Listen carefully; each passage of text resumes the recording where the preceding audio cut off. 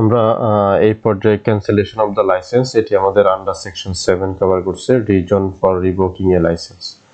যে নরমালি একটা ফিন্যান্স কোম্পানির লাইসেন্সটাকে কেন রিভোক করা হয়, তো সেটা অবশ্যই বাংলাদেশ ব্যাংক করবে। ফার্স্ট অফ অল কোন কোন কন্ডিশন আন্ডার সার্কামস্টেন্স এই কাজটা নরমালি বাংলাদেশ ব্যাংক করে। প্রথম যে ইস্যুটা সেটা হলো যে লাইসেন্স কন্ডিশন ব্রোকেন। যে লাইসেন্স নেওয়ার ক্ষেত্রে যে কন্ডিশনগুলো ছিল, যে টার্মসগুলো ছিল, সেই কোন একটা টার্মস অথবা কন্ডিশন যদি ভায়োলেশন করে বা ভায়োলেট হয়, দেন তার লাইসেন্সটাকে রিভোক করা হবে। তারপর গুরুত্বপূর্ণ ইস্যু হলো যে সাপোজ একটা প্রতিষ্ঠান লাইসেন্স নেওয়ার ক্ষেত্রে যে ইনফরমেশনগুলো দরকার ছিল, এখানে কিছু মিসলিডিং অথবা ফলস ইনফরমেশন সে প্রোভাইড করেছিল। তখন এটা যখন অথরিটি জানতে পারবে, বাংলাদেশ ব্যাংক জানতে পারবে, তখন তারা কিন্তু ওই প্রতিষ্ঠানটির লাইসেন্সকে ক্যান্সেল করে দিতে পারবে। তারপর তৃতীয় গুরুত্বপূর্ণ issue, no business start. If the company doesn't start its financing business within 6 months of getting the license. যে একটি প্রতিষ্ঠান সে লাইসেন্স নিল, নেওয়ার পর 6 মাস হয়ে গেল, এখনো পর্যন্ত সে তার বিজনেসটাকে বিজনেস স্টার্ট করে নাই, তাহলে তার লাইসেন্সটা ক্যান্সেল হয়ে যাবে। harming the depositor, if the company action harm of interest of the depositor, financial ইনস্টিটিউশনে যারা ডিপোজিটর ছিল তাদের জন্য হার্মফুল এই ধরনের কোনো অ্যাক্টিভিটিস যদি কোনো ফিনান্স কোম্পানি করে, তাহলে বাংলাদেশ ব্যাংক তাদের লাইসেন্সটাকে ক্যান্সেল করে দিতে পারে। তারপর আরেকটা হলো কমন ইস্যু, সেটা হলো যে ইনসলভেন্সি। যে একটা কোম্পানির ইনসলভেন্সি মানে তার যে অব্লিগেশনগুলো আছে, তার যে লাইবিলিটিগুলো আছে, এগুলো যদি সে মিট আপ না করতে পারে, তার যে অ্যাসেট আছে, নরমালি তার এনাফ অ্যাসেট নাই এবং তার অব্লিগেশন অথবা লাইবিলিটিটা অনেক বেশি হয়ে গেল, তখন সেটাকে আমরা ইনসলভেন্সি বলি।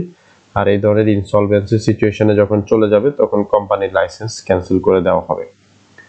আন্ডার ক্যাপিটালাইজেশন, নরমালি যে ফাইন্যান্স কোম্পানিগুলোর যেই মিনিমাম লেভেলের ক্যাপিটাল মেনটেন করার কথা ছিল, যদি সেই মিনিমাম লেভেলের ক্যাপিটালটাকে তারা মেনটেন না করতে পারে, তখন ওই কোম্পানির যেই লাইসেন্স ছিল সেই লাইসেন্সটাকে বাংলাদেশ ব্যাংক ক্যান্সেল করে দেবে। মিস ইউজ অফ লাইসেন্স, যে লাইসেন্স নিছে ফিন্যান্স কোম্পানি ফিন্যান্স অ্যাক্টিভিটির জন্য, বাট সেটাকে যদি সে মিস ইউজ করে অন্য কোনো ফাংশন যদি করে, অথবা যারা পাবলিক ইন্টারেস্টের এগেনস্টে এই ধরনের কোনো ধরনের যদি মিস ইউজ করে, তাহলে বাংলাদেশ ব্যাংক তখন তার লাইসেন্সটাকে ক্যান্সেল করে দেবে। দেন হলো কনভিকশন নরমালি কম্পিটেড কোর্ট যেটা আছে, কোর্ট দ্বারা যদি সে কনভিক্টেড হয়, তখন তার লাইসেন্সটাকে ক্যান্সেল করে দেওয়া হবে। এবং স্টপিং অপারেশন, একটা ফিন্যান্স কোম্পানি তার যে normal operation job of course of action ছিল, এটাকে যদি সে বাংলাদেশ ব্যাংকের ফায়ার অ্যাপ্রুভাল ব্যতীত অথবা পারমিশন ব্যতীত অফ করে দেয়, তাহলে সাথে সাথে বাংলাদেশ ব্যাংক তার লাইসেন্সটাকে ক্যান্সেল করে দেবে। এখন এই ক্যান্সেল হয়ে যাওয়ার পরের প্রসিডিউরটা কি হবে? Notice before cancellation. Bangladesh bank যদি কোনো একটি প্রতিষ্ঠানের ফিন্যান্স কোম্পানির লাইসেন্সকে ক্যান্সেল করতে চায়, তাহলে তাকে 15 দিনের নোটিশ দেবে। সেটা থাকবে to explain why its license should not be revoked. যে সেখানে এটা বলা থাকবে যে আমরা তোমার লাইসেন্সটাকে রিভোক করতে চাই অর ক্যান্সেল করতে চাই, এই ক্ষেত্রে তোমার কোনো ধরনের এক্সপ্লেনেশন আছে কিনা। 15 ডেজ একটা নোটিশ তাকে পাঠানো হবে। Notification of cancellation. If the license is cancelled, Bangladesh Bank will notify the company in writing and publish the cancellation in the government gazette. এখানে দুটো কথা বলছে, যে এটা যখন শিওর হয়ে যাবে যে একটা কোম্পানির ফিন্যান্স কোম্পানির লাইসেন্সটাকে ক্যান্সেল করা হচ্ছে, তখন বাংলাদেশ ব্যাংক ওই কোম্পানিটাকে সেটা লিখিত পাঠাবে। এটা হলো প্রথম কথা। দ্বিতীয় কথা হলো যে তারা এটাকে পাবলিশ করবে। কোথায় পাবলিশ করবে? তাদের যে গভর্নমেন্ট গ্যাজেট আছে, গ্যাজেট আকারে সেটাকে তারা পাবলিশ করবে যে আমরা XYZ ফাইন্যান্সিয়াল কোম্পানির লাইসেন্সটাকে আমরা ক্যান্সেল করলাম। তারপরে কি হবে? যদি ক্যান্সেল হয়ে যায়, তখন এই কোম্পানি কি তার আর ফাইন্যান্সিয়াল ট্রানজাকশন যেগুলো আছে সেগুলা কন্টিনিউ করতে পারবে, ক্যারি আউট করতে পারবে না। যখন কোন একটা ফিন্যান্স কোম্পানির ফাইন্যান্সিয়াল ট্রানজাকশনগুলোকে নরমালি তার লাইসেন্সটাকে ক্যান্সেল করা হবে, তখন কিন্তু সে তার ফাইন্যান্সিয়াল ট্রানজাকশনগুলোকে কন্টিনিউ করতে পারবে না বা ক্যারি আউট করতে পারবে না।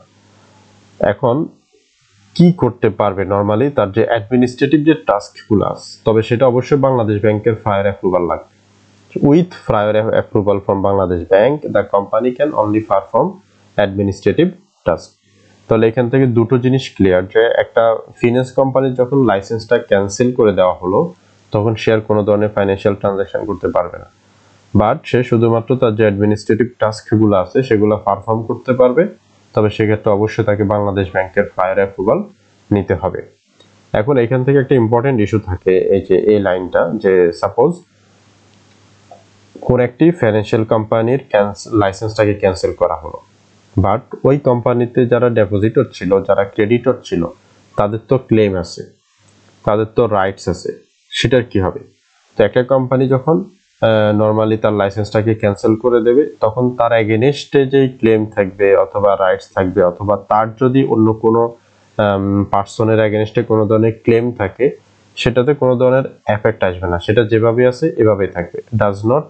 Effect the cancellation does not effect the rights or claims of any person against the company or the company's claim against any person তাহলে ফিনান্স কোম্পানি যদি কারো এগেইনস্টে ক্লেম থাকে অথবা ফিনান্স কোম্পানির এগেইনস্টে যদি কারো কোনো ধরনের ক্লেম থাকে সেই ক্লেমগুলোতে কোনো ধরনের ডাজন্ট এফেক্ট আসবে যদি তার লাইসেন্সটা বাংলাদেশ ব্যাংক ক্যান্সেল করে দেয় এটা হলো নরমালি আমাদের যে under section 7 cancellation of the licence এটা কভার করছে নরমালি এখান থেকে চারটা ইস্যু থাকে যে আমরা বাংলাদেশ ব্যাংক একটা ফিনান্স কোম্পানির লাইসেন্সটাকে কখন ক্যান্সেল করে দেবে আর যদি ক্যান্সেল করে তাহলে তার প্রসিডিউরটা কি হবে কত দিনের নোটিশ দেবে কোনো ধরনের এক্সপ্লেনেশন চাবে কিনা আর পরবর্তীতে তাদের যদি লাইসেন্স ক্যান্সেল হয়েও যায় তখন কোন কোন বিষয়গুলো ইফেক্টিভ থাকবে কোন কোন বিষয়গুলো ইফেক্টিভ থাকবে না এটাকে নরমালি আমাদের এই আন্ডার সেকশনে কভার করছে